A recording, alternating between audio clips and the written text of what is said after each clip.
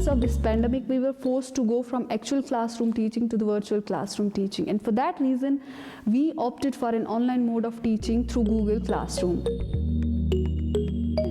हमने कभी किया हुआ भी नहीं था। फिर जब हमने स्विच किया और हमारे पास उतना टाइम भी नहीं था, क्योंकि अगर हम 1 महीना लेते इसके लिए कि हमें 1 महीना दे दो, हम इसमें प्लान बना के देंगे, वो भी बच्चों के लिए ठीक नहीं था, क्योंकि बच्चों का एकेडमिक साल जो था वो स्टार्ट हो चुका था।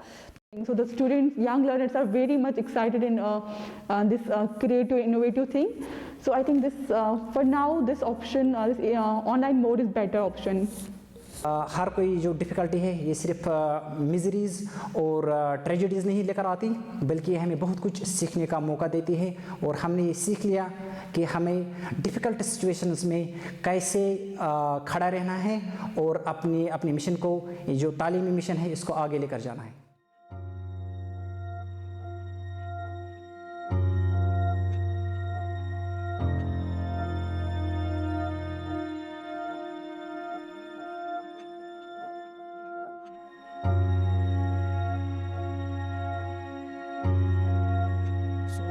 One of the basic things that is mandatory and that is needed, without which this mode of education is not possible, is the internet connectivity. The present internet connectivity which we have had since last almost 1 year has been just 2G connectivity, which as far as my experience is concerned, which has not been up to the mark, which has not been sufficient to cater to needs of conducting these online education classes.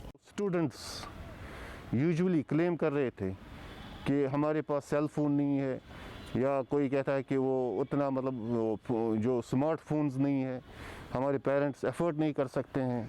See, we were able to reach to only 20 or 30% of the students, so that was not enough. And what I personally believe is that formal and traditional way of teaching is definitely much better than online teaching, because here there is face-to-face interaction between teacher and students.